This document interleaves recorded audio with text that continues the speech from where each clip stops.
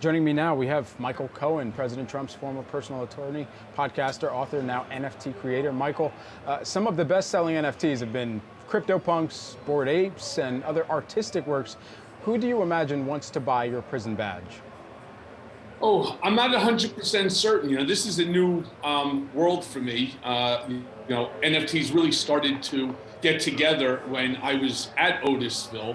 I met Avery and over at Art Grails, and we just started to talk about it, and the opportunity came up. And I think, truthfully, anybody that is interested in having something which has historic value to it, my case is really not fully known yet.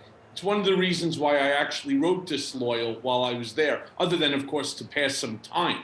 But one of the things about the NFT market is, especially when it comes to my world, it's sort of a combination between politics, between technology, and art. And that's what we decided to try out. How it goes, I'm not 100% certain, but certainly the document has a historical value to it, as does the first paragraph, which is handwritten, by me, signed, Otisville, New York. What is yet to be revealed about your case to the public? Well, there's so much, actually, and you're going to see that in my next book, which is entitled Department of Injustice. You have to look to see today what's going on in terms of still Trumpism, Trump world, where people don't have to appear in court like Alan Weisselberg until August or September of 2022, basically giving him about a year and a half. Mine was over and done with in 48 hours. The extent of the government's interaction towards me was nothing that has been seen ever before. And then on top of that, when I was ultimately released due to COVID and my comorbidities, I was then, of course, remanded back to prison because of my refusal to waive my First Amendment constitutional rights, which was eloquently put by Judge Alvin K. Hellestein, and to which I will be filing my lawsuit against the United States government, the Department of Justice, Bill Barr, Donald Trump, etc., on the 17th of this month. It's going to reveal, that scenario is going to reveal a lot of information about how there was no way for me to do anything other than plead guilty, especially in terms of the fact they threatened to file an 85-page indictment that was going to include my wife regarding the hush money payment to Stormy Daniels. It's an affair that certainly I didn't have, and it was done at the direction of and for the benefit of, Donald J. Trump. What sort of damages would you be seeking in that? I don't know. What would you ask for 51 days of solitary confinement? I'm not really sure. I'm going to leave that up to my lawyers. I have two great lawyers on it, Andrew Laufer, as well as Jeff Levine. So I'm very comfortable in terms of where this is going. I find it difficult that the government has not already reached out, considering Judge Hellerstein's decision, which specifically states that there's no other way to describe this other than retaliation by the United States government against a citizen of the United States for wanting to, engage in First Amendment constitutional rights, and that is to publish a book, to do interviews like what I'm doing with you today, to speak to media. Not only did they decide that they weren't going to allow that for me, which is unique and distinct from anybody else, which of course is not permitted, but on top of that, they were also demanding that I ensure that no family or friends do that either. So, like I said, when I was sitting before the Department of Probation, this is unconstitutional, and I can't sign this. Can we figure out a way how to tamp down the language so that, I could comply with what your request is? Mm-hmm. They asked me to wait in the waiting room. I did. And then I was met by 3 marshals who handcuffed, shackled me, and then ultimately returned me to Otisville.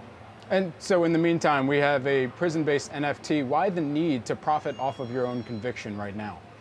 Yeah, I'm not so sure that it's profiting off of the conviction. In essence, I believe I'm kind of making fun of the system, because I believe the injustice needs to be put out there. And so I'm doing it in the form of an NFT.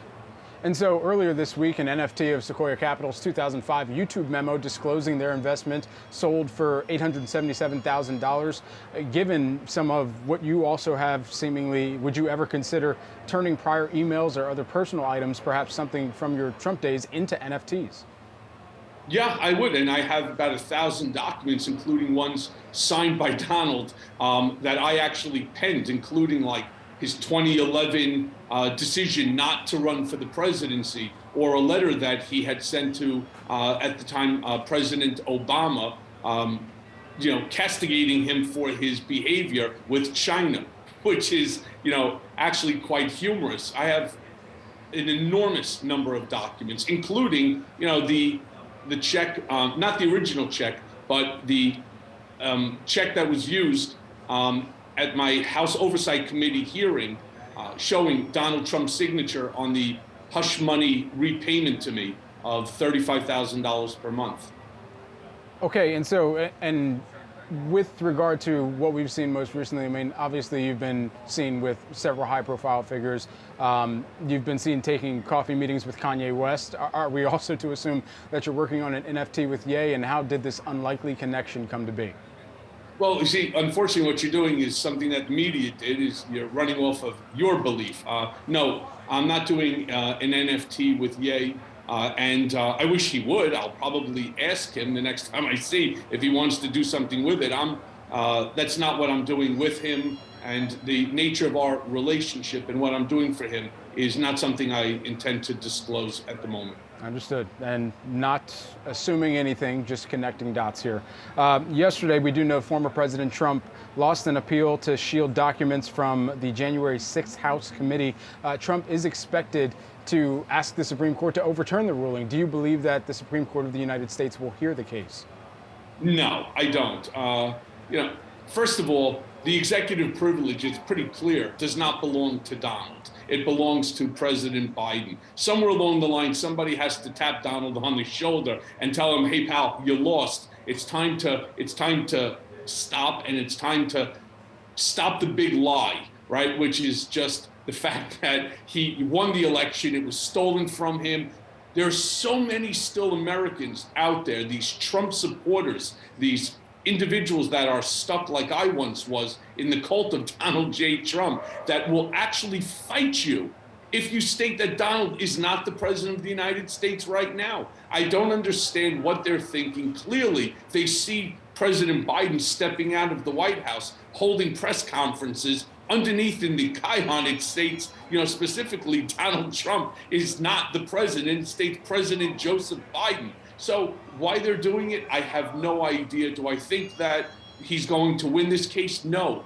But what Donald is successfully doing is continuing the big lie. He's continuing this massive grift that he has over that portion of America that's still stuck in Trumpism. But worse than that, he's playing the numbers game, which is he knows that he can stall this thing. And if he can stall it long enough till the midterm elections, and historically, what do we always know? I think it's like 8 out of 10 times, the party that has the White House tends to lose the House. Not only is it because of historical, data, but also the way that the Republican Party had gerrymandered the lines. They're guaranteed to pick up 10 seats in the House. So if in fact that he does that, it will now become a test for the American people, for the Republican Party, to see whether or not these individuals, the ones that currently exist as members of the House, as well as the new members, will actually support Donald, because what he's going to want to do is quash this entire January 6th commission from day number one by using his relations to those in the House. Following your conviction, you've been very vocal in opposition of former President Donald Trump. What is the general public to make of inner circle connections of former President Trump, waiting until there is personal monetary incentive, until they come forward with evidence of wrongdoing, and instead of when the visible infraction or crime is committed? Well, look, that's something you really need to ask them. I mean, take a look at Mark Meadows as an example. There is information that he put out there in this new book, which now he's trying to declare privilege on. The same thing with Stephanie Grisham. I mean, you can go on and on. The problem is that they're not doing it for the right reason. They're not doing it in order to ensure the future of our democracy.